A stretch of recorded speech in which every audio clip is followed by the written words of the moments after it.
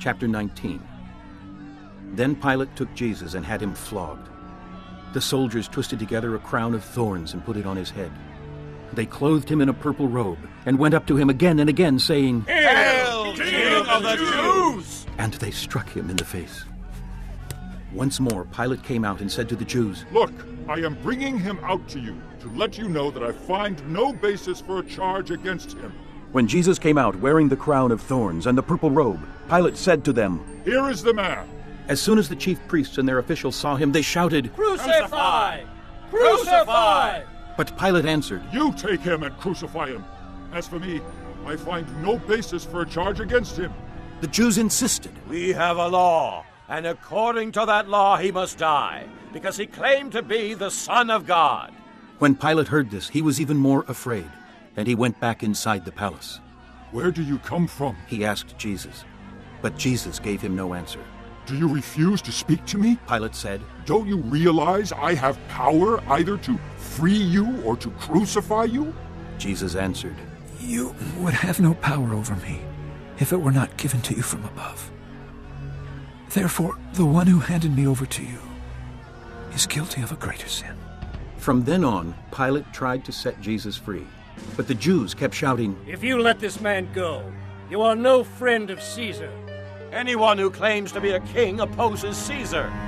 When Pilate heard this, he brought Jesus out and sat down on the judge's seat at a place known as the Stone Pavement, which in Aramaic is Gabbatha. It was the day of preparation of Passover week, about the 6th hour. "Here is your king," Pilate said to the Jews. But they shouted, "Take him away! Take him away! Crucify him!" "Shall I crucify your king?" Pilate asked. "We have no king but Caesar." The chief priests answered. Finally, Pilate handed him over to them to be crucified. So the soldiers took charge of Jesus. Carrying his own cross, he went out to the place of the skull, which in Aramaic is called Golgotha. Here they crucified him, and with him 2 others, one on each side, and Jesus in the middle. Pilate had a notice prepared and fastened to the cross. It read, "Jesus of Nazareth, the King of the Jews." Many of the Jews read this sign, for the place where Jesus was crucified was near the city, and the sign was written in Aramaic, Latin, and Greek. The chief priests of the Jews protested to Pilate, "Do not write the King of the Jews, but that this man claimed to be King of the Jews." Pilate answered, "What I have written, I have written." When the soldiers crucified Jesus, they took his clothes, dividing them into 4 shares, one for each of them, with the undergarment remaining. This garment was seamless, woven in one piece from top to bottom. "Let's not tear it," They said to one another. "Let's decide by lot who will get it." This happened, that the scripture might be fulfilled, which said, "They divided my garments among them, and cast lots for my clothing." So this is what the soldiers did. Near the cross of Jesus stood his mother's sister, Mary, the wife of Clopas, and Mary Magdalene. When Jesus saw his mother there, and the disciple whom he loved standing nearby, he said to his mother, "Dear woman, here is your son. and to the disciple, Here is your mother." From that time on, this disciple took her into his home. Later, knowing that all was now completed, and so that the scripture would be fulfilled, Jesus said, "I am thirsty." A jar of wine vinegar was there. So they soaked a sponge in it, put the sponge on a stalk of the hyssop plant, and lifted it to Jesus' lips. When he had received the drink, Jesus said, "It is finished." With that, he bowed his head and gave up his spirit.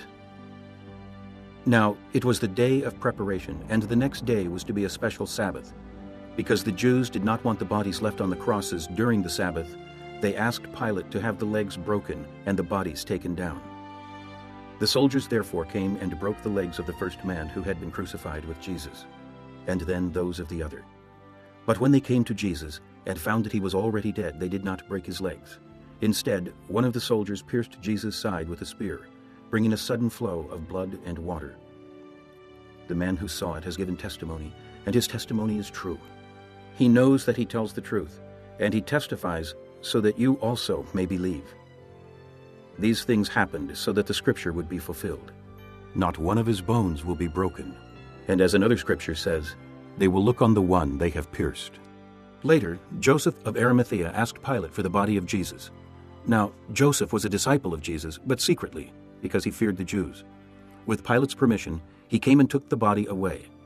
He was accompanied by Nicodemus, the man who earlier had visited Jesus at night. Nicodemus brought a mixture of myrrh and aloes, about 75 pounds. Taking Jesus' body, the two of them wrapped it with the spices in strips of linen. This was in accordance with Jewish burial customs. At the place where Jesus was crucified, there was a garden, and in the garden a new tomb, in which no one had ever been laid. Because it was the Jewish day of preparation, and since the tomb was nearby, they laid Jesus there.